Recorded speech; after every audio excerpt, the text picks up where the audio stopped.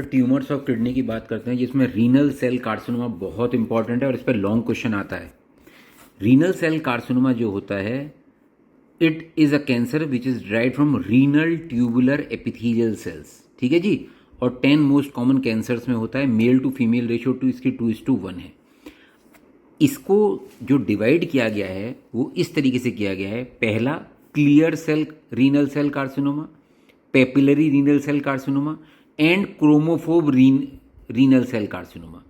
जो clear cell carcinoma है, renal cell carcinoma, ये मोस्ट कॉमन है। इसीलिए इन दोनों को, पेपिलरी और क्रोमोफोब को, हम बोलते हैं नॉन क्लियर सेल भी बोल देते हैं इस तरीके से, क्योंकि मोस्ट कॉमन जो होता है क्लियर सेल वाला होता है।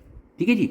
अच्छा जी, इसकी जो मीडियन एज है प्रेजेंटेशन की वो 64 ईयर्स है। और अगर पेशेंट रीनल सेल कार्सिनोमा का जल्दी प्रेजेंट कर रहा है, less than 40 years of age, तो हेरिडिटरी किडनी कैंसर सिंड्रोम, जिसमें बाकी कैंसर भी एसोसिएटेड हो सकते हैं, वो हो, जैसे वॉन हिप्पल डिजीज है, इसमें ये सब चीज़ें मिल सकती हैं, म्यूटेशन डिजीज, इन तो ये सब पॉसिबिलिटी हो सकती हैं अगर काउडन सिंड्रोम है, अगर किसी पेशेंट को रीनल सेल कार्सिनोमा जल्दी एज में प्रेजेंट कर रहा है। जो रिस्क फैक्टर है रीनल सेल कार्सिनोमा के, वो है एज, जितनी एज बढ़ेगी, male sex, obesity, hypertension, cigarette smoking. ये बहुत बहुत इंपॉर्टेंट है बेटा। ओबेसिटी रीनल सेल कार्सिनोमा से बड़ा कॉमनली एसोसिएटेड है।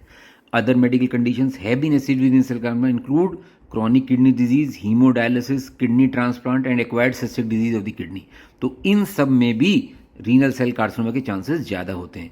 जेनेटिक फैक्टर भी एसोसिएटेड हुए हैं इसमें, तो इसमें बस याद रख लो, भूल जाओ, कोई फर्क नहीं पड़ा, जीन्स के नाम को याद रखने चाहिए। एक बस ये VHL का जो एग्जाम्पल है याद रखना, क्योंकि जिसमें वॉन हिप्पल डिजीज होता है, इसमें पेशेंट को ज़्यादा चांसेस होते हैं क्लियर सेल रीनल कार्सिनोमा होने के। तो एक ये वॉन हिप्पल डिजीज याद रख सकते हो, जिसमें आपको hemangioblastoma, pancreatic neuronecroma, pheochromocytoma, renal cyst, pancreatic cyst, ovarian cystoma, ये सब मिल सकते हैं। प्लस रीनल सेल कार्सिनोमा तो मिल ही सकता है। The classical triad of loin pain, loin mass and hematuria is seen in less than 10% of patients. याद रखना, अगर किसी पेशेंट को पेनलेस हिमेचूरिया है, अगर कोई ओल्ड एज का पेशेंट आपके पास आ रहा है पेनलेस हिमेचूरिया के साथ, तो सबसे पहले उसको ब्लैडर कैंसर समझोगे आप। यूरिनरी ब्लैडर कैंसर है वो सबसे पहली पॉसिबिलिटी, रीनल सेल कार्सिनोमा नहीं है।